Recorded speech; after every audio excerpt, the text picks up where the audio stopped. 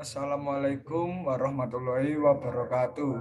Saya Aldi Maulana Alfianto sama Ahmad Aufa Ihab dan Ferinanto dari kelas C1 akan menjelaskan bab 9 tentang sistem ekonomi dan etos kerja dalam Islam.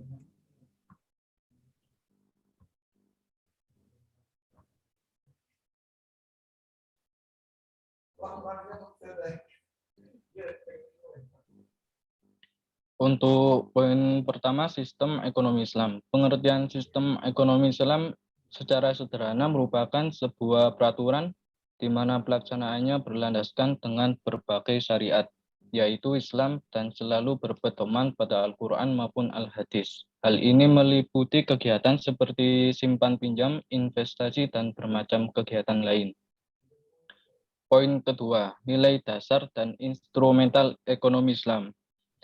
Nilai dasar ekonomi Islam. Dalam sistem ekonomi Islam terdapat 5 nilai instrumental strategis yang mempengaruhi tingkah laku ekonomi seorang muslim, masyarakat, dan pembangunan ekonomi pada umumnya. Nilai-nilai tersebut meliputi zakat, larangan riba, kerjasama ekonomi, jaminan sosial, dan peran negara. Poin ketiga, perbedaan sistem ekonomi Islam dengan sistem ekonomi kapitalis dan sosialis. Yang dimaksud dengan sistem ekonomi Islam adalah ekonomi yang dilaksanakan dalam praktek sehari-hari bagi individu, keluarga, kelompok, masyarakat, maupun pemerintah atau penguasa dalam rangka mengoperasikan faktor produksi, distribusi, dan pemanfaatan barang dan jasa. Sedangkan yang dimaksud sistem kapitalis adalah memandang bahwa manusia adalah pemilik satu-satunya terhadap harta yang telah diusahakan. Tidak ada hak orang lain di dalamnya. Ia memiliki hak mutlak untuk membelanjakan sesuai dengan keinginannya.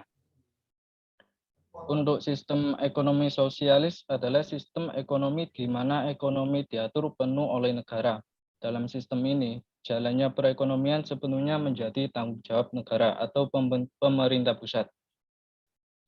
Sistem ekonomi ini biasanya disebut juga dengan sistem ekonomi yang terpusat. Kenapa disebut dengan terpusat? Karena segala sesuatu harus diatur oleh negara dan juga dikomandokan dari pusat.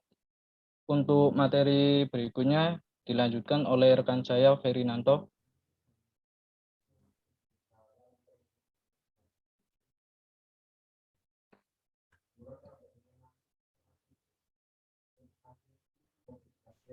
Baik, saya akan melanjutkan materi selanjutnya. Respon Islam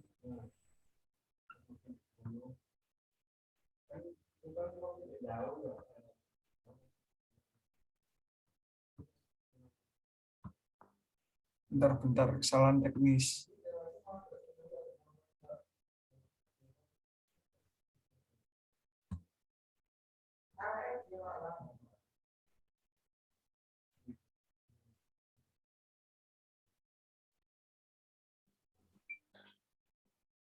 Saya akan melanjutkan materi berikutnya.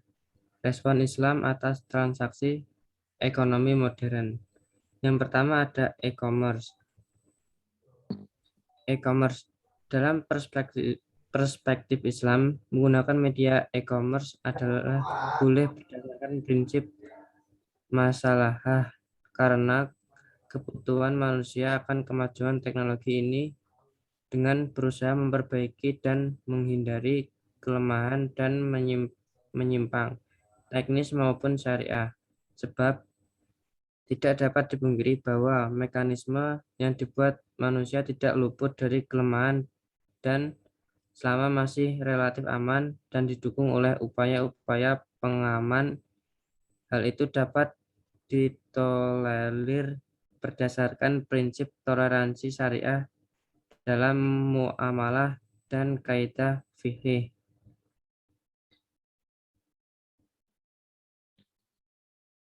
Mudarat harus dihilangkan.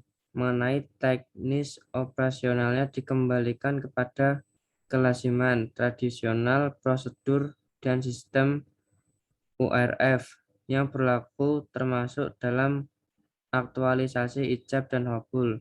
Dalam jual beli tidak harus dilakukan dengan menggunakan kata ataupun fisik. Akan tetapi bisa bersifat fleksibel dengan mengklik atau mengenter pilihan tertentu pada cyber, yang kemudian dilakukan penyelesaian pembayaran dengan cara media teknologi apapun yang dapat dianggap sah selama memenuhi kriteria dan persyaratan syariah dan transaksi. Untuk selanjutnya, masing-masing pihak berkomitmen untuk memenuhi kewajiban masing-masing sesuai kesepakatan. Selanjutnya ada bunga bank.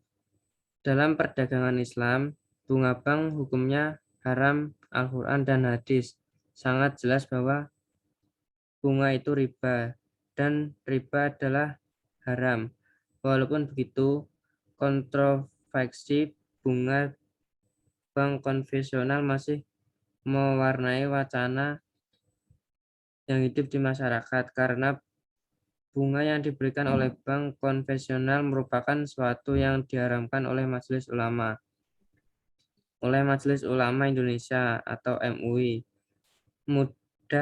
Sudah dijelaskan mengeluarkan fatwa tentang bunga bank pada tahun 2003 lalu. Namun wacana ini masih saja membumi di telinga kita karena beragam argumentasi yang dikemukakan untuk menghalalkan bunga, bahwa bunga tidak sama dengan riba. Untuk materi selanjutnya akan disampaikan oleh Saudara Aldi Maulana.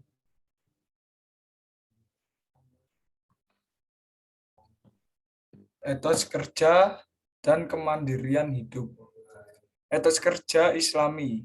Etos kerja menurut Islam didefinisikan sebagai sikap kepribadian yang melahirkan keyakinan yang sangat mendalam bahwa bekerja itu bukan saja untuk memuliakan dirinya, menampakkan kemanusiaannya, melainkan juga sebagai suatu manifestasi dan amal saleh.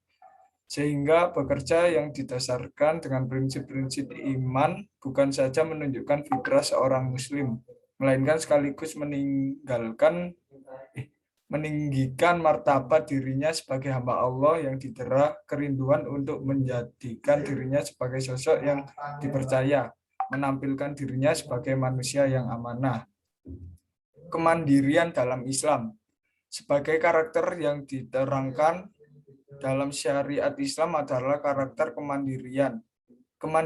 Kemandirian dalam mempertanggungjawabkan perilaku dan perbuatannya di hadapan Allah, kemudian di hadapan hukum dan perundang-undangan yang berlaku di mana seseorang berada.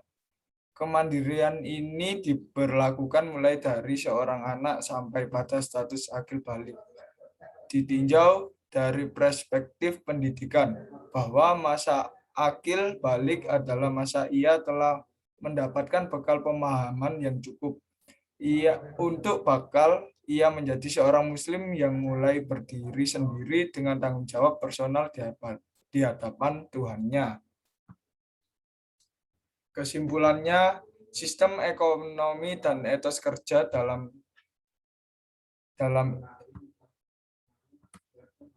Islam. Kesimpulannya, sistem ekonomi dan etos kerja dalam Islam saling berkaitan satu sama lain dan saling melengkapi. Sekian dari kelompok saya, kelompok 9. Terima kasih. Wassalamualaikum warahmatullahi wabarakatuh.